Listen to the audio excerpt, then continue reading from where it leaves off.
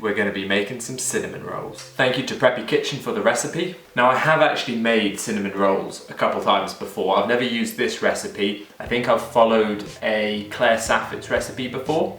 Now I love cinnamon rolls. I never used to eat them as a kid. It's a completely novelty thing for me now.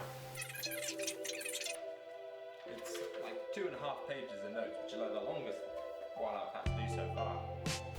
To start off, we need some warm milk, add in our sugar, then a little bit of the active dry yeast, set that aside so it can start livening up.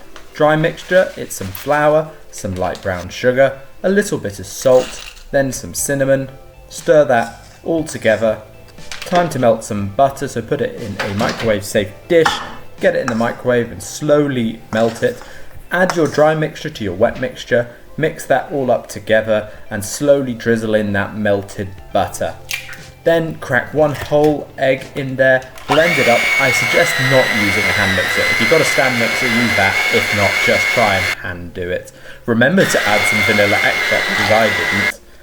Turn it out onto a floured surface and start kneading by hand. This is a very time-consuming process, but eventually you'll get it into a nice cylindrical, non-sticky ball and you've got to leave it to rest.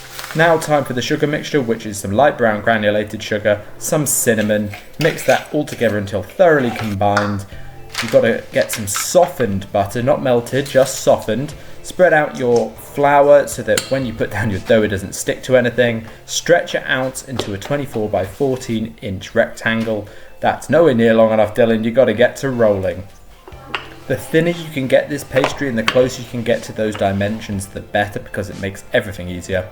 Layer up some butter into an even spread, then cover it with your sugar mixture. Roll it up into a tight cylinder. The tighter you get this, the better, obviously, because it keeps it really nice and cylindrical. As you'll see later, I did well with a lot of mine, not so well with others. Butter up a baking dish, the one you're going to use preferably. Leave 2-inch markings along the dough. That's where you're going to be cutting it across. I used the dental floss technique, but you can use string or just use a very sharp knife. This looks way trickier than it actually is. Now it's time to make the glaze. Here's some nice softened butter that I'd prepared earlier. Add in your cream cheese, then a little bit of vanilla extract. Mix that together before adding in your icing sugar. Add some milk. How much depends on how liquid and thick you like your sauce, depending which way you go. I like mine fairly liquid. Time to whack those buns in the oven at 180 degrees for 20 minutes. Right, so the buns are now in the oven. The dough hasn't quite puffed up like I hoped. I think that's probably down to the yeast I'm using. I'm using the active dry yeast, but my packet or box or whatever it is a little bit old. I can't remember quite when I bought it. It says if open, used within 4 months type thing, and I have no idea when I last used it. It seemed to be active when I did the test, or at least it was relatively active, but we'll see. Okay, so timer's just gone off, so just gonna check on them. I should probably turn the football down. They're actually just a bit blonde, so I'm just gonna leave them for a little bit longer. Hopefully they're done this time. Yeah, they look good, they look good. So they haven't puffed up a huge amount, which I do think is down to that yeast thing that I mentioned last time. You know, they've kept their cylindrical shape really nicely. They've got really nice colour. I kind of have to wait for them to cool a little bit before I can eat them or apply the cream cheese topping that I made. But yeah, look at that. I made some cinnamon rolls. All right, let's start applying the cream cheese sauce.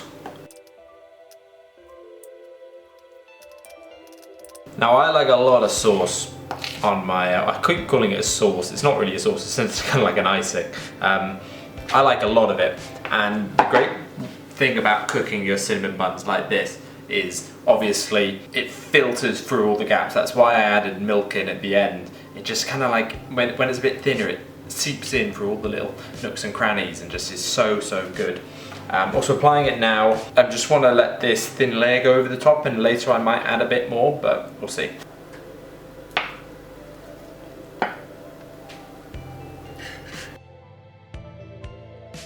Maybe ignore the football in the background. Moment of truth. Oh, that is still quite warm. I might be very British and eat this with a knife and fork rather than shoving it in my gob. Wow. I haven't had many. I would say that's one of the best cinnamon buns I've ever eaten. You know, I haven't lived in the US, so I've never been to Cinnabon or anything like that, but genuinely, that's so good.